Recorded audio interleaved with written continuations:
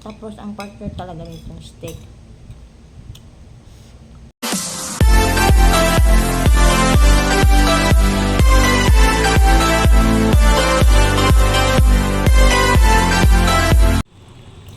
Tapos guys, magpakulo ako ng 2 cups ng water.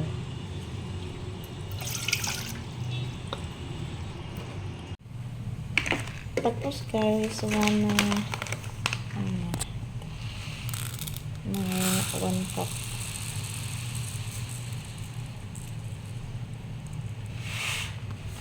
Ng kuskus. Na yan, ilagay natin yung kuskus.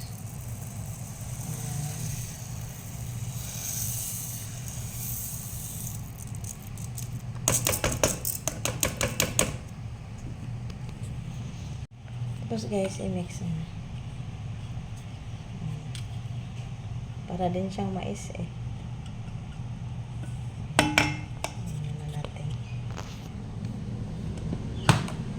Tapos guys, tignan na natin kasi ano na, sabihin luto na siya. Wow. Pero guys, mas masarap siya pag mayroong butter nilalagay. Pero wala akong butter ngayon, kaya okay lang. Wow, luto na. Excited na akong kainin. Yan, luto na yung kuskus. Ayan, tikman na natin siya guys.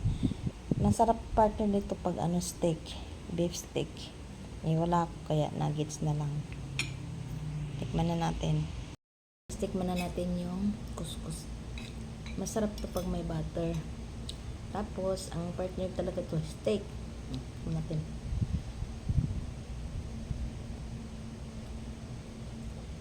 Sarap.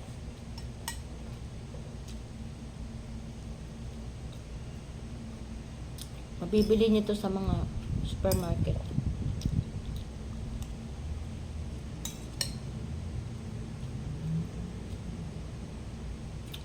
Sa mga nagda-diet, sa mga mataas ang sugar, bagay to. Sarap siya. Yummy.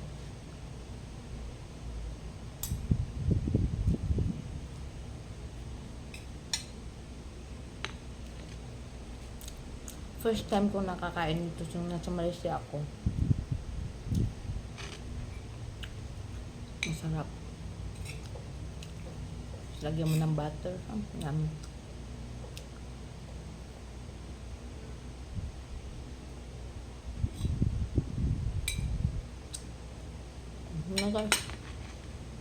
Hi, thanks for watching.